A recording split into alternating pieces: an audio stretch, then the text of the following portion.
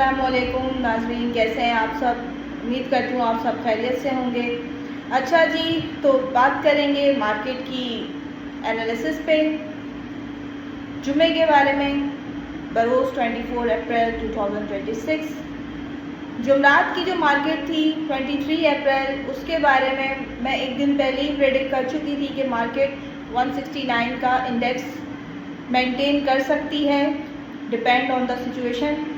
तो अब बात करते हैं 24 अप्रैल की। तो देखते हैं मेरी स्क्रीन की तरफ कि मार्केट ने कल क्या मूव किया। नाज़रीन, तो KSE 100 इंडेक्स ने दिन के अख्तिताम पर तकरीबन 1,70,672 पॉइंट्स यानी कि 1498 प्लस पॉइंट्स पर क्लोज किया। इंट्राडे में हाई गया था 1,71,641 और लो गया था 1,66,380, यानी दिन के आखिर में मार्केट ने मजबूत रिकवरी दिखाई। मार्केट ने दिन का आगाज शदीद दबाव के साथ किया। सुबह के वक्त KSE 100 तकरीबन 2700 पॉइंट्स तक गिर गया था, लेकिन मजमूई तौर पर रिस्क ऑफ सेंटिमेंट गालिब रहा और इन्वेस्टर्स में खौफ देखा गया। वजह मशरिक़ वस्ता की कशीदगी, US ईरान तनाज़ा, गैर यकीनी माशी हालात। इसके साथ ही दोपहर के बाद ज़बरदस्त रिकवरी देखी गई मार्केट के अंदर। मार्केट में तेज़ी से ख़रीदारी आई। रिकवरी की बड़ी वजह ईरान के मुज़ाकरात में शामिल होने की खबरें। नतीजा, मार्केट मंदी से निकलकर ग्रीन में बन गई। अगर मैं ट्रेंड की बात करूं तो इंतहाई शॉर्ट टाइम के लिए मार्केट में सिर्फ बुलिश ट्रेंड देखा गया, क्योंकि पहले मार्केट में क्रैश आया, उसके बाद हाई वोलेटिलिटी के साथ बुलिश रिकवरी हुई।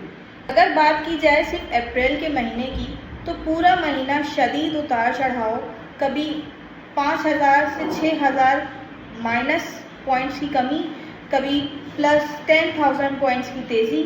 इसलिए मार्केट का असल किरदार वॉलेटाइल बट अपॉर्चुनिटी ड्राइवन रहा है। अगर बात करूं कि मार्केट के अंदर की ड्राइवर्स थे, तो geopolitical condition, US Iran war, और उसने पैनिक सेलिंग भी करवाई और खबरें आने पर बाइंग भी करवाई।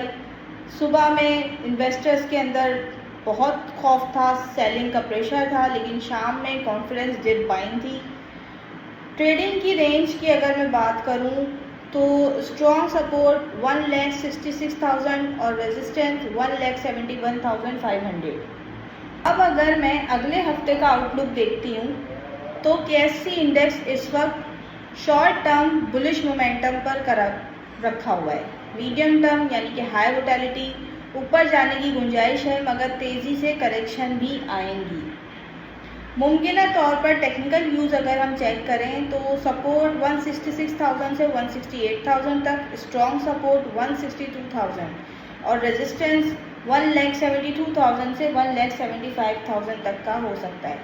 अगर डिसिसिवली ब्रेक 172 हो जाए, मज़ीद रैली 166 के तक टूट जाए, तो करेक्शन शुरू हो जाएगी। बात करते हैं शेयर्स की कि जिन पे हमें इस वक्त काम करना चाहिए। तो ऑयल एंड गैस में आलमी तेल की कीमतें बढ़ रही हैं। Strong stocks OGGC, PPL short term पर आउट परफॉर्म कर सकते हैं। लॉन्ग टर्म के लिए PSO नंबर पे फर्टिलाइजर्स हैं। क्यों? क्योंकि ये स्टेबल अर्निंग्स के साथ डिफेंसिव सेक्टर होते हैं। अनसर्टेनिटी में इन्वेस्टर्स यहाँ आते हैं, लो रिस्क प्ले करते हैं। नंबर 3 पे आता है बैंकिंग सेक्टर। बैंकिंग सेक्टर क्यों? ये इंटरेस्ट के रेट्स और डायरेक्शन पर डिपेंड करता है, और अभी मिक्स ट्रेंड की वजह से क्विक ट्रेडिंग के लिए बेहतर है, लेकिन लॉन्ग होल्ड में कॉशंस है। नंबर 4 पे आता है हमारा सीमेंट सेक्टर। अगर डेवलपमेंट सेंटिमेंट स्ट्रॉन्ग रहा तो ये अपसाइड जाएगा, अदरवाइज स्लो रहेगा।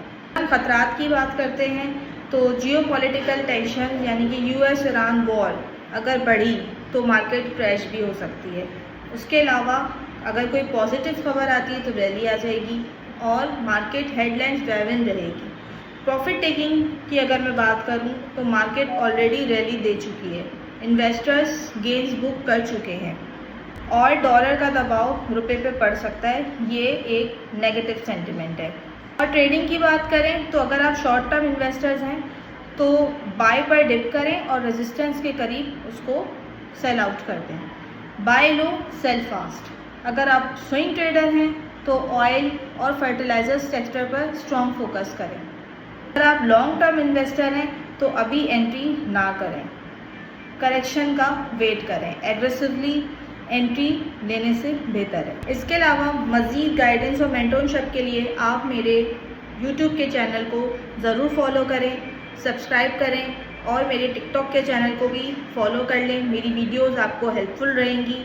इसके अलावा मैं फिर आपकी मार्केट की एनालिसिस के साथ आपसे डिस्कस करती रहूँगी और मज़ीद अगर आप मेरी मेंटरशिप अवेल करना चाहते हैं तो मुझे कांटेक्ट करें।